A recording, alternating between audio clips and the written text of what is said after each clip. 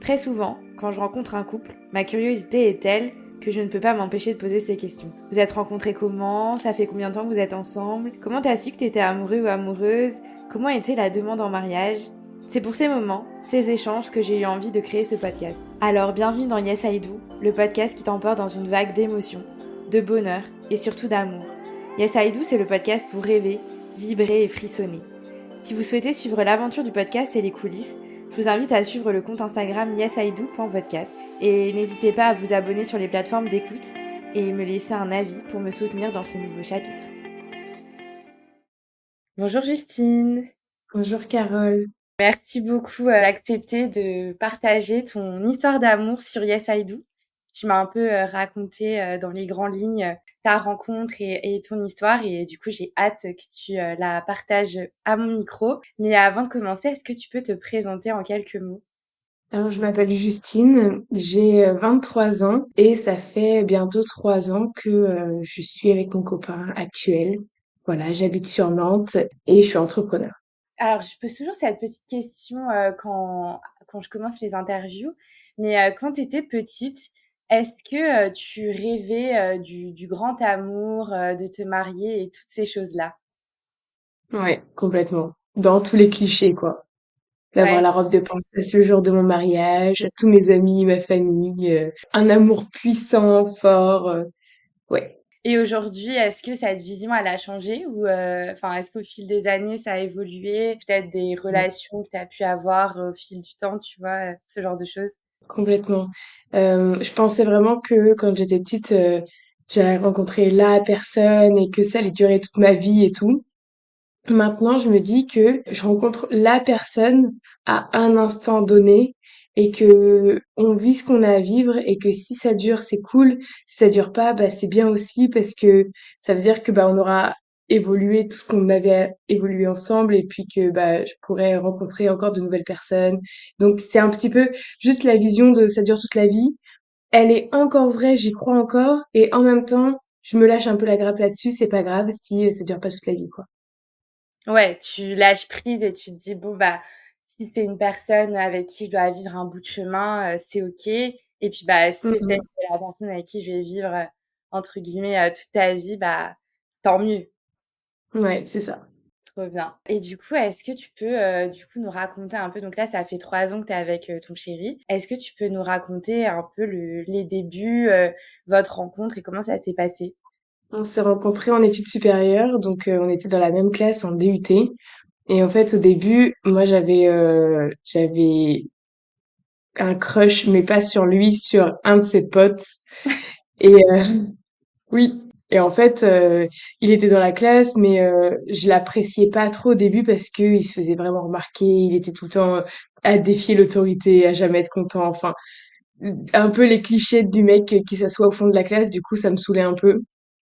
Surtout que il avait tout le temps raison, enfin, je le trouvais super arrogant. Et en fait, bah, petit à petit, les potes de la classe qui étaient en partie les miens étaient aussi les siens. Et donc, bah, on a commencé à faire des soirées ensemble et à apprendre à se connaître. Mais c'est vrai qu'au début, c'était un petit peu laborieux parce que je l'ai appris plus tard, mais en gros, il voulait qu'on soit amis.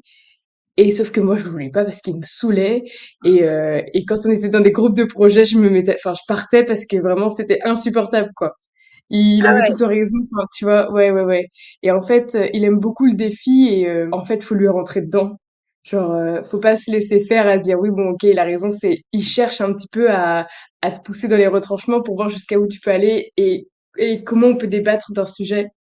Mais ça, je l'ai appris après. Et finalement, de fil en aiguille, on a vraiment appris à se connaître. Et son défaut, c'est devenu un peu une qualité parce que il s'en fout du regard des autres, parce que bah tu peux penser ce que tu veux, ça va pas bouger son estime de lui parce qu'il sait ce en quoi il est capable. Et donc j'ai beaucoup appris de ce point négatif là qui est devenu ouais une qualité et je sais aussi que c'est son point pas fou et que quand il y a des gens qui me disent oui ton mec il a rouge je dis bah oui c'est vrai.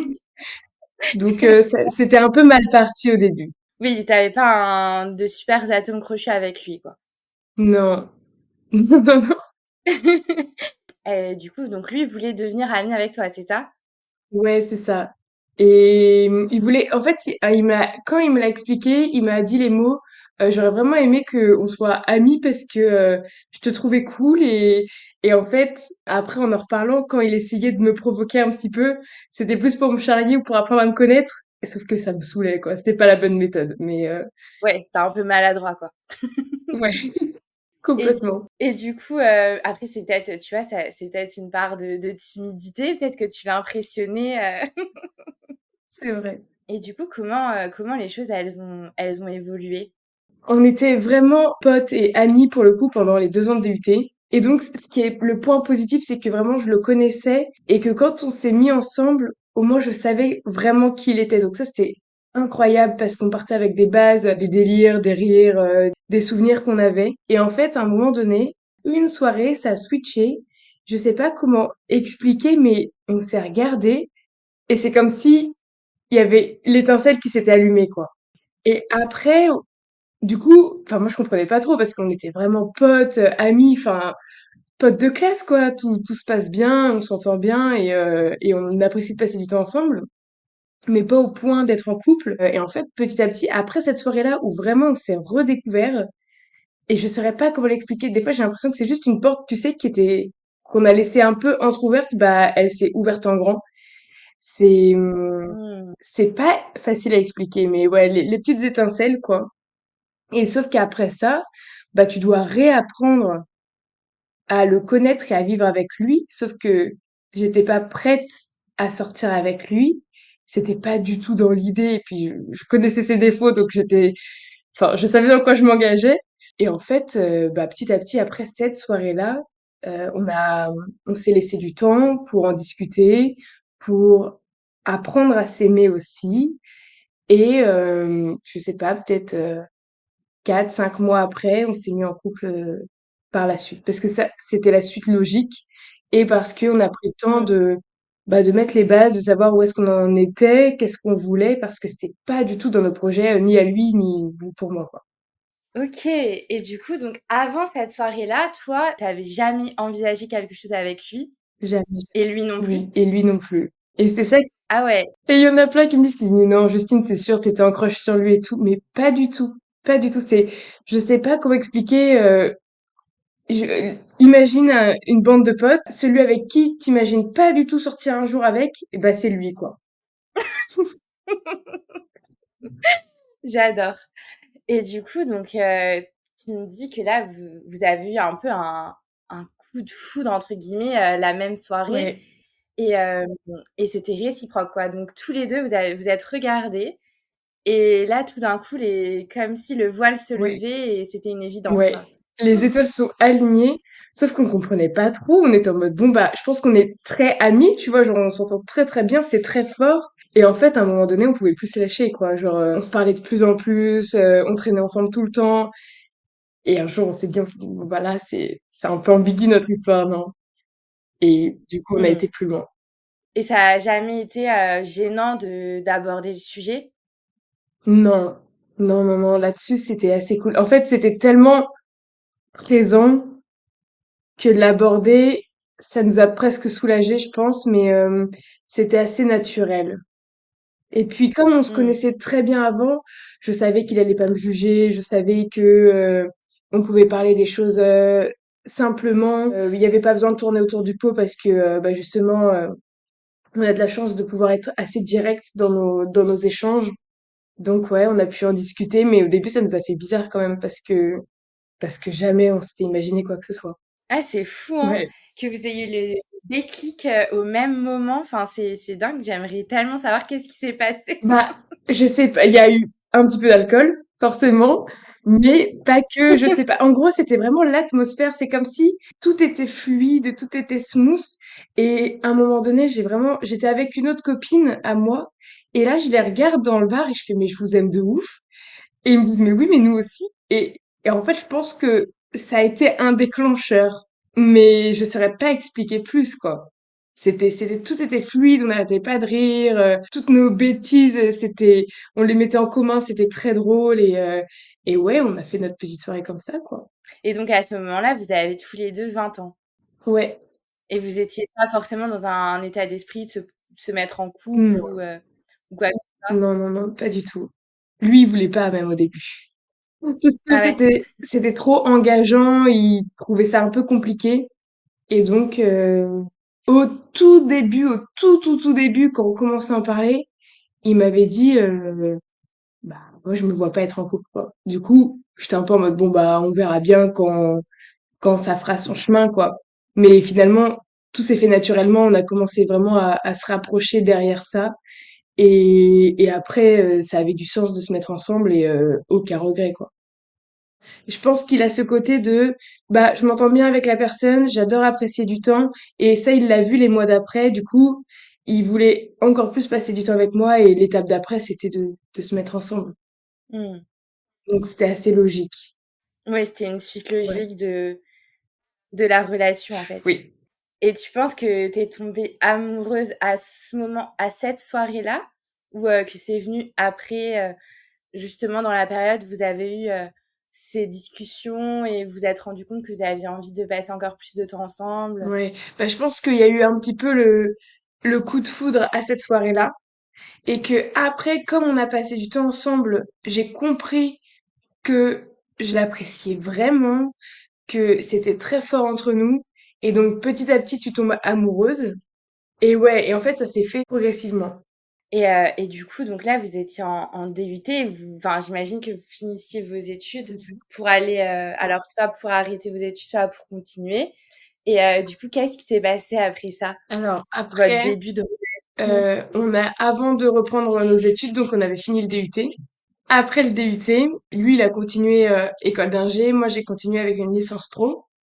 Et on avait un mois où on n'avait pas d'école parce qu'on commençait presque début octobre. Et donc on a passé le mois ensemble parce que tous nos potes étaient en reprise d'études. Et donc il y avait que nous où on s'est retrouvés à deux en fait. Et pendant tout le mois, on a profité de dormir un peu à droite à gauche, en tente, de traîner à la mer, de traîner dans Nantes, de vraiment profiter de la vie. Et je pense que c'est aussi le mois qui a fait que on s'est rapprochés parce que bah, il m'aidait dans ma recherche d'appartement, dans ma recherche d'alternance. Je l'aidais aussi à bah, ce qu'on puisse vivre un peu sur nos économies pendant tout le mois. Mais c'était un mois assez... bah, ça nous a aidé à continuer d'apprendre à se connaître et de savoir quelle relation on avait vraiment. Mmh. Donc il y a eu ça. Et après, en fait, mon école et son école étaient juste à côté. Donc on a eu de la chance que l'un ou l'autre ne soit pas parti super loin. Mais donc c'était assez simple. Et en plus de ça, lui, il avait un appart étudiant après sur son campus. Donc je dormais à côté de l'école. Enfin, c'était très très pratique. Voilà pour la suite. Mais oui, on n'a pas été séparés, ça c'est cool. Et en fait, moi après, j'ai fait mon alternance du coup à Saint-Jean-de-Mont, donc à 1 heure de Nantes. Mais tous les week-ends, je rentrais parce que soit je rentrais, soit il venait, mais on voulait se voir. Et la suite, bah ça a été de à la fin de ma période à Saint-Jean-de-Mont que on prenne un appartement pour vivre ensemble. Et quand je lui en ai parlé, ça aussi, ça a été très fluide parce que, bah, à un moment donné, tu dis, bon, j'aimerais bien qu'on habite ensemble. Et il m'a dit oui, carrément. Et moi, je pensais qu'il allait un peu avoir peur, tu sais, du début de l'engagement, des choses comme ça. Donc, je lui en ai parlé et il m'a dit, mais j'adore passer du temps avec toi. Donc, si on habite ensemble, on en passe encore plus. Je dis, bah oui, c'est vrai. Et donc c'était très très simple, fluide et maintenant là ça fait 1 an et 2 mois qu'on habite ensemble. Et du coup, tu penses que le fait que vous étiez amis, ça a tout changé dans votre relation? Ouais, on était amis, il a vu moi comment j'étais dans mes anciennes relations. Je me connaissais beaucoup mieux aussi par rapport aux anciennes relations de savoir ce que je faisais des pas bien, genre exemple, mais je parlais absolument pas dans mes anciennes relations, je communiquais très peu sur moi, mes ressentis, mes peurs et tout. Et en fait, au tout début, l'avantage c'est on pouvait vraiment s'exprimer assez librement parce qu'on se connaissait. Donc ça, c'était une belle base quand même. Et moi, au début, quand on n'était pas vraiment ensemble, on savait pas trop, j'étais un peu perdue dans savoir si ben, on n'y allait pas. Et un jour, on a eu une grosse conversation au téléphone en disant, bah ok, Est-ce que tu as envie d'avoir des aventures avant qu'on se mette ensemble? Est-ce que tu as envie que ce soit concret tout de suite et sérieux tout de suite? Et en fait, on a été vraiment très profondément dans la conversation pour comprendre l'autre d'un point de vue très sentimental, quoi. La tromperie, le regard des autres, comment on se voit dans le couple, de quoi on a besoin pour avancer dans le couple. Et ça a été ultra bénéfique pour moi parce que ça a brisé le plafond de verre que je me mettais dans mes anciennes relations parce que je pensais qu'il fallait que tout soit parfait, que je sois tu sais, linéaire, que je regarde pas à droite à gauche, que je ne doute pas, que je me remette pas en question. Enfin, pour moi, c'était vraiment un couple. Il y a pas de faille, alors que c'est complètement faux. Mais quand tu vois tes parents jamais s'engueuler, les amis de tes parents jamais s'engueuler, et que tout paraît parfait, bah, tu te poses des questions et quand ça l'est pas, j'avais l'impression de faire mal les choses et d'être une mauvaise personne, enfin vraiment la totale. Et donc je partais de mes anciennes relations assez cassées parce que je pensais que j'avais juste mal fait les choses et que c'était de ma faute, etc. Et donc aussi il y a eu cette conversation, ouais, en début de relation, vraiment avant que ce soit réellement sérieux, mais ça le commençait, où on a pu mettre toutes les bases et c'était mais révélateur, quoi. Et je lui ai dit plusieurs mois après que si on n'avait pas eu cette conversation, enfin plus d'un an après d'ailleurs, que si on n'avait pas eu cette conversation, c'est sûr que j'aurais répété le schéma à chaque fois de je doute, je me sens perdue, je sais pas où j'en suis. Et comme je doute, j'ai l'impression de plus être en accord dans le couple et donc je quittais les personnes parce que j'avais l'impression de pas faire enfin de ne pas faire les choses bien. Et, euh, et en fait, j'avais le schéma dans mes anciennes relations que ça dure un an et demi. À chaque fois, j'ai eu plusieurs relations d'un an. Et au bout d'un an, en fait, je me rends compte que bah ça se répète ou que ouais, que ça se répète, que j'ai des doutes, etc. Et du coup, c'est là où je quittais les personnes. Et en fait, quand j'ai vu que nous, ça durait plus d'un an, j'ai fait ah oui, c'est vrai qu'on avait mis les bases et que je peux vraiment, vraiment tout lui dire. Et ça me, un soulagement total, quoi. Ah bah, tu m'étonnes. Alors c'est hyper mature et franchement, c'est hyper bien d'avoir eu cette conversation.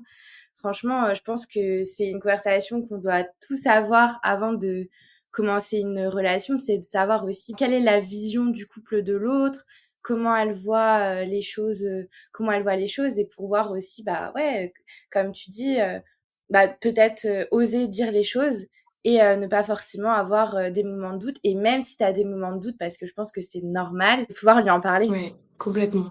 Bah maintenant c'est ça. En fait, plusieurs fois après, quand je doutais ou quand, enfin des fois t'es charmé par des personnes parce que ils ont une aura de fou furieux et tu te dis waouh, tu vois. Et du coup ça vient douter de tes sentiments, de si tu l'aimes vraiment, etc.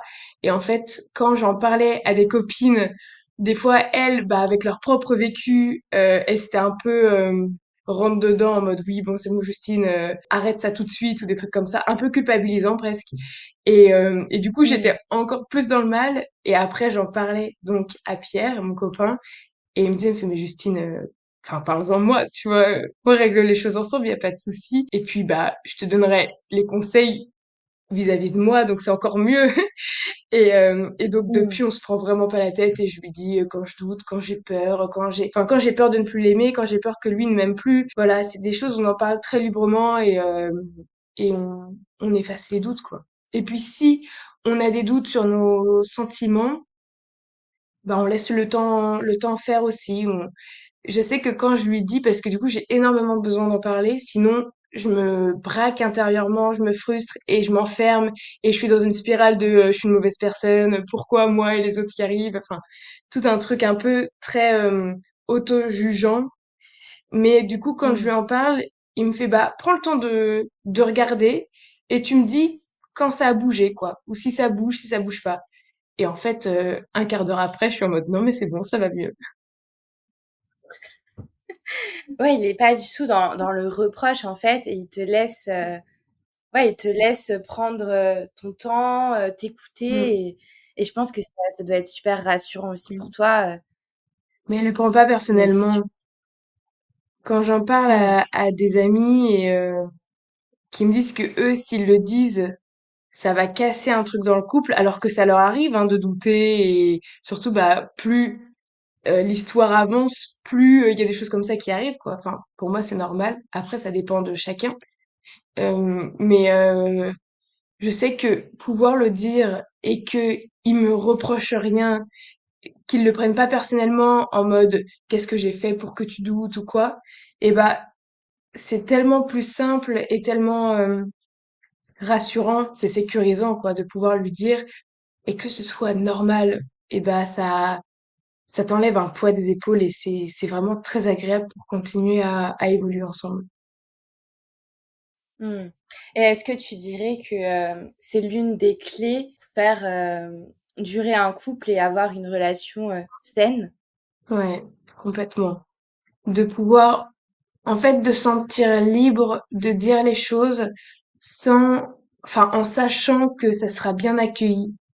Mais moi, mais ça me soulage, mais d'un poids énorme, quoi. Vraiment. Hmm. Avant, mais je me torturais l'esprit. Et lui, quand il voit que je me torture l'esprit, il me dit, bah, viens, on en discute. Et après, tu te rends compte que tout va bien, que il y a pas mort d'homme, que tout, enfin, tout est OK. Et donc, ça te permet vraiment de pouvoir, quand il y a un peu de brouillard, de l'estomper, de remettre les choses à plat et de continuer d'avancer.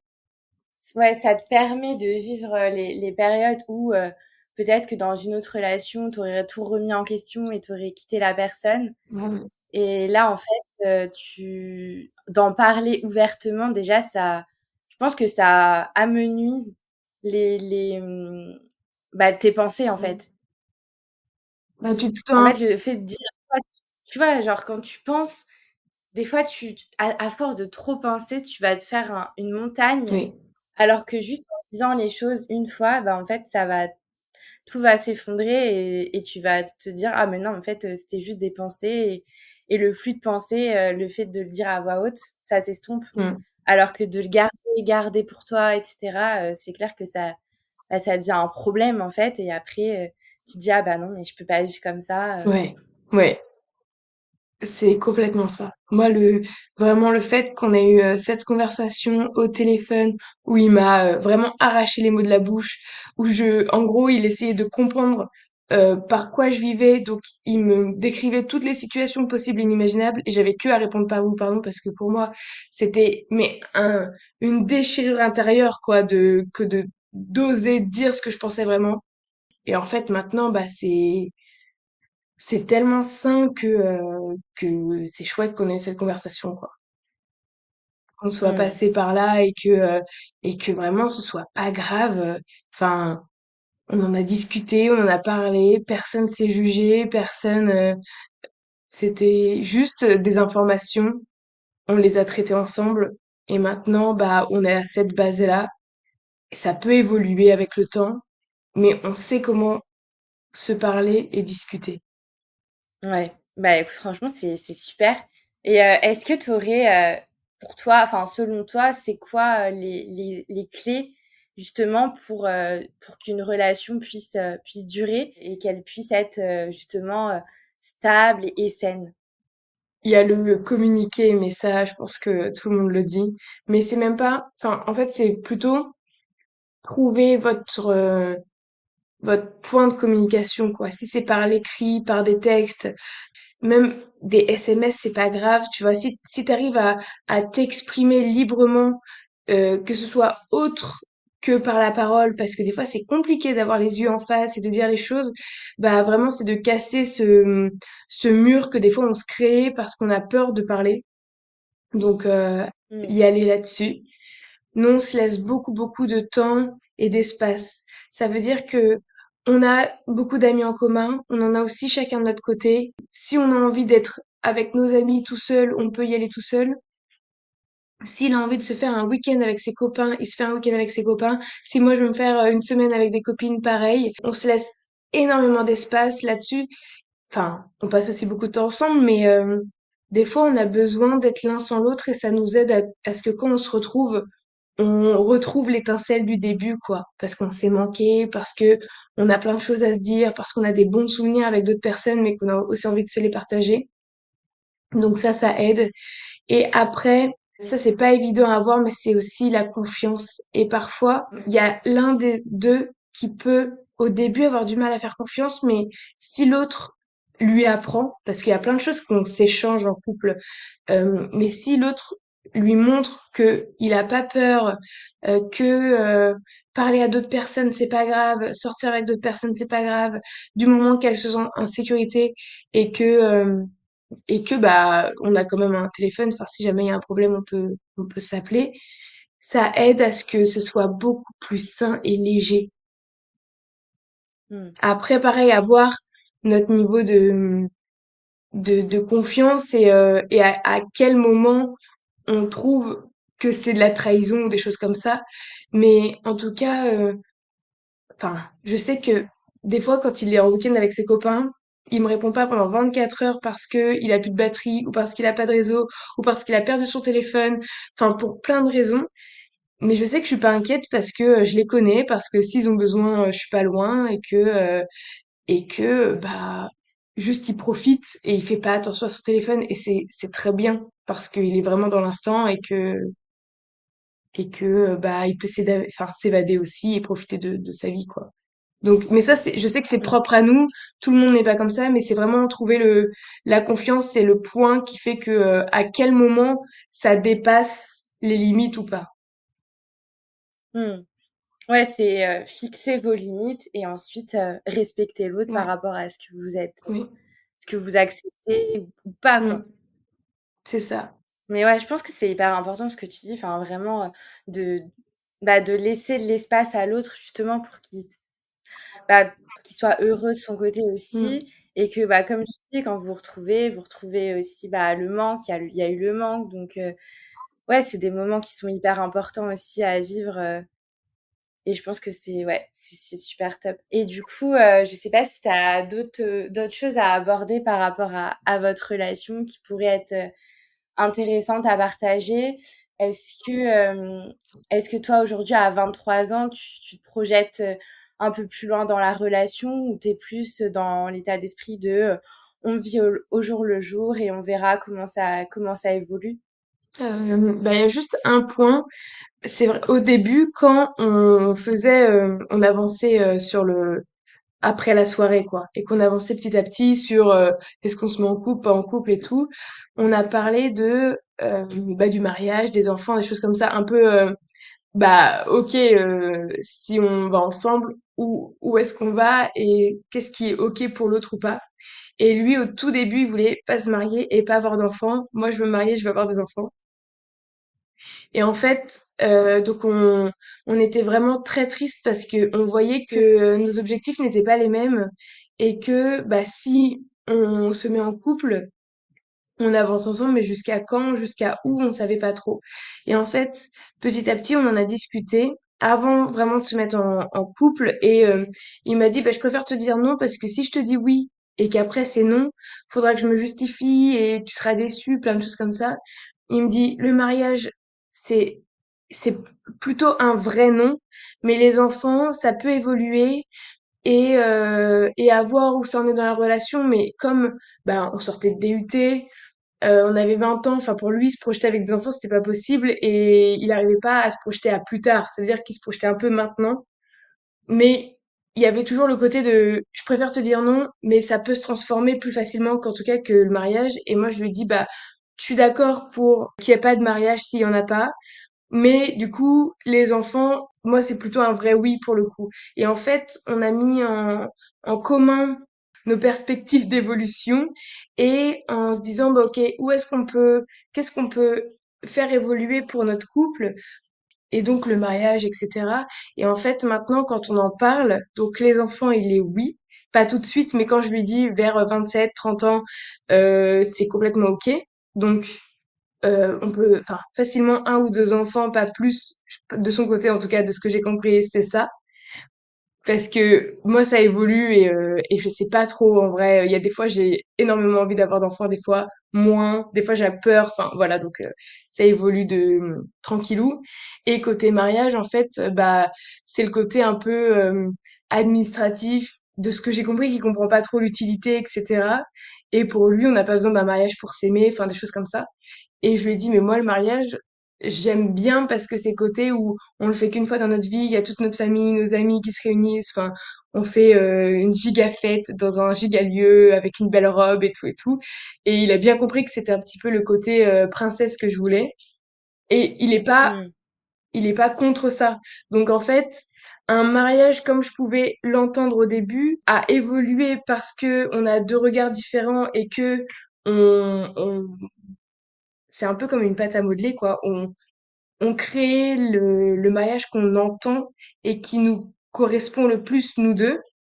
Et en fait, bah, c'est pas si loin que ça. Et ça, c'est un truc, je sais que mes copines, des fois, quand elles sont au point de se mettre ensemble, elles flippent déjà des enfants, du mariage, des trucs et tout. Et je comprends parce que moi, c'est une question que j'ai posée dans les premiers temps de la relation.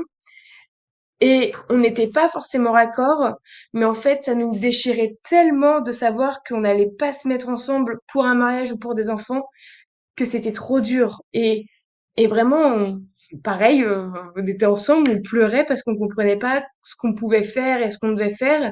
Et à un moment donné, on a un peu lâché prise. On s'est dit, qu'est-ce qui est en gros non négociable et qu'est-ce qui peut se négocier? Et on était d'accord sur ce qui pouvait se négocier et donc on a fait évoluer l'idée ensemble. Ah, mais c'est hyper, franchement, mais c'est. Enfin, je me dis que vous étiez vraiment hyper ouvert et hyper mature pour avoir ce genre de discussion à 20 ans, tu vois. Bah ouais, bah c'est parce qu'on se connaissait bien, je pense. Oui. Mais je savais que si je lui posais pas la question, déjà je pense que je pensais un peu ses réponses. J'avais l'idée de ce que ça pouvait être. Et comme je sortais d'une relation où j'avais tellement pas discuté et je savais pas où j'allais, enfin, j'ai fait toutes mes erreurs avec les relations d'avant, quoi. Donc, t'essayes de pas reproduire ou quand on t'a dit tu sais, enfin, des fois t'as des mots, des phrases dans tes anciennes relations qui te secouent un peu. Et moi, c'était vraiment le côté, ce qu'on m'a dit, enfin, juste avant d'être en couple avec Pierre, c'était, mais Justine, t'es pas seule, parle. Et j'y arrivais pas. Et pour moi, j'étais seule. Enfin, il y avait pas la notion de couple, de on est une équipe et on avance ensemble. C'était, bah, on avance, on sait pas trop où on va et on verra bien. Et donc ça, je voulais pas trop le reproduire et franchement, ouais, c'était tellement puissant comment on s'aimait que fallait qu'on avance et que je sais pas, qu'on se pose vraiment les questions et qu'on discute de tout ça, quoi. Ouais, je pense que t'as, comme tu dis, les relations passées enfin, nous permettent d'apprendre en fait de nos erreurs entre guillemets. Et en tout cas, ça nous fait des leçons, on va dire. Et pour évoluer, bah forcément, tu sais Mm. qu'une relation, elle a pas fonctionné pour telle ou telle raison. Et ben, si tu veux casser le schéma, tu sais que tu vas peut-être devoir faire autrement pour avancer. Et c'est Mm. ce que tu as fait. Et franchement, c'est super bien. Et tu sais, si lui, avant toi, il avait eu aussi des relations. Non. Enfin, c'était, c'est pas des relations sérieuses, quoi. Il Hmm. en avait eu une, et ça, c'est pour ça aussi, avant qu'on se mette vraiment, vraiment ensemble, dans la période des 4-5 mois, comme je savais qu'il a jamais eu de copine et jamais eu trop d'aventures, de relations, vraiment très, très peu, et bah, je lui ai dit, profite, parce que moi, je sais pas trop où j'en suis, et j'étais un peu perdue. Donc, je lui ai dit, enfin, vas-y, fais ta life, je fais la mienne, et on voit ce qu'on veut faire après, quoi. Et en fait, c'est un peu, maintenant avec du recul, c'est vrai ça peut paraître complexe, mais en fait, on se laissait énormément d'espace pour que chacun puisse faire ses expériences. Surtout lui, parce que je savais qu'il en avait aucune et que moi, ça me dérangeait pas qu'il en ait avant moi, donc c'est le moment, quoi, donc vas-y. Et en fait, quand il en avait ou quand il se rapprochait d'une fille ou que il y avait eu des bisous en soirée machin, et ben il était ultra déçu parce que c'était pas aussi fort que quand il était avec moi. Et à un moment donné, on a dit bon bah viens, on se met ensemble, quoi. Mais non, sinon, il a... Ouais, qu'il soit peut-être que c'était une manière pour toi d'être, qu'il soit sûr que c'était vraiment Ouais, avec toi c'est qu'il voulait possible. être. C'est possible. Et puis Mmh. de savoir comme on partait vraiment d'une relation très amicale, bah, de savoir si c'était vraiment vrai ou juste on s'est rapprochés et que voilà, c'est comme ça, quoi. Mais, Mmh. mais sinon, non, il en a pas trop eu. Donc, il apprend avec moi, mais il m'apprend déjà beaucoup, donc c'est ça qui est assez fort. Ouais.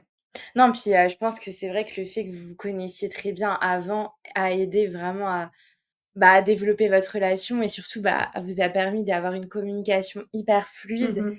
qui fait qu'aujourd'hui, vous savez, aborder des sujets qui peuvent être un peu gênants ou un peu ou qui peuvent faire peur pour certaines personnes.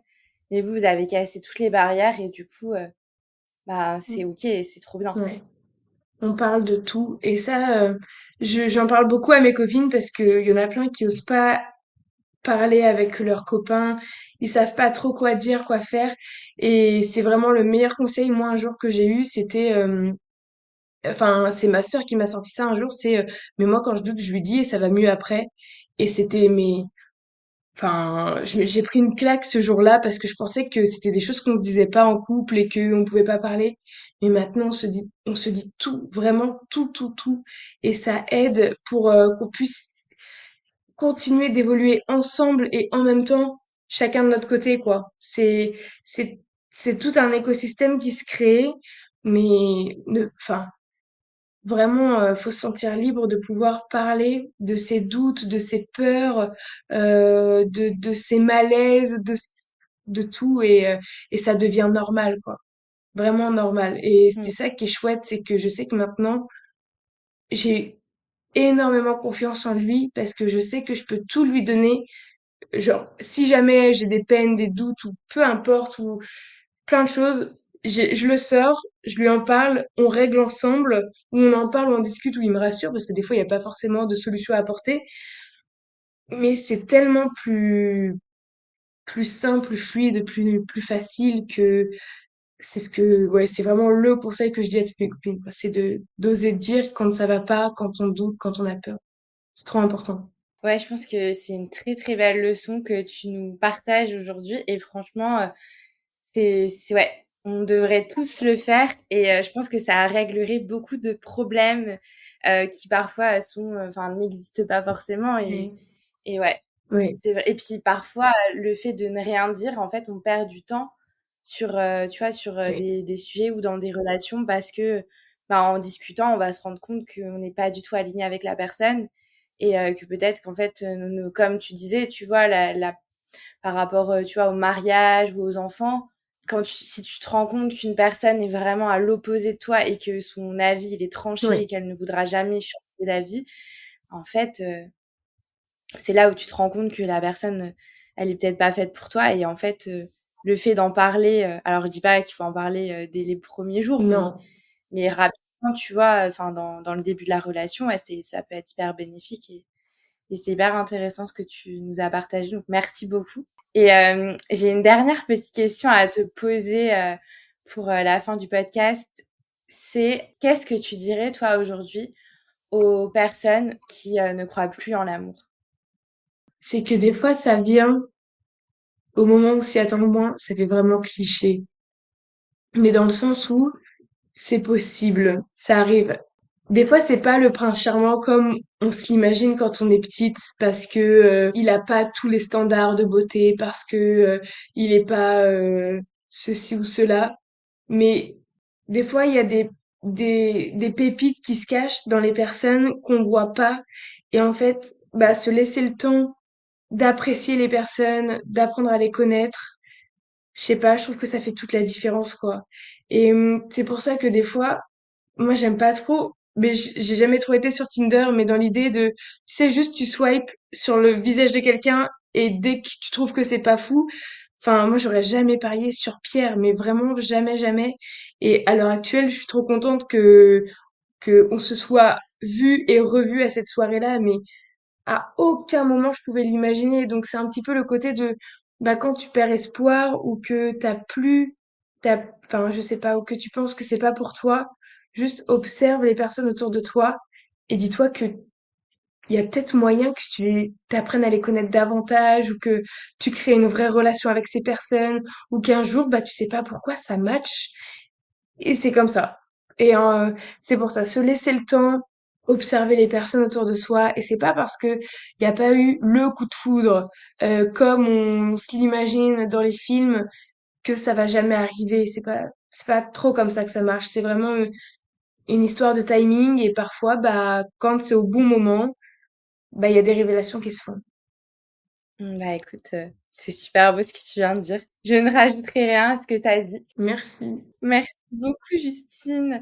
Est-ce que tu as un petit mot, de la fin à nous partager? Que c'est faux qu'un couple est parfait. Moi, c'était vraiment une des croyances que je pensais qu'il fallait absolument faire, que tout soit parfait, que je sois parfaite, que je pleure pas trop, que je doute pas, que je regarde pas les hommes un peu à droite à gauche machin. Je pensais que, enfin, j'étais vraiment très très bridée et du coup ça a implosé à l'intérieur de moi. Donc vraiment, ne soyez pas parfait, soyez juste vous et comme ça vous correspond au mieux, parce que tout est possible. Et il n'y a pas qu'un seul modèle de couple qui existe, donc faites-vous confiance, allez-y, discutez et créez l'atmosphère qui vous ira le mieux, quoi. Bah, merci beaucoup. Bah, merci à toi, c'était trop cool.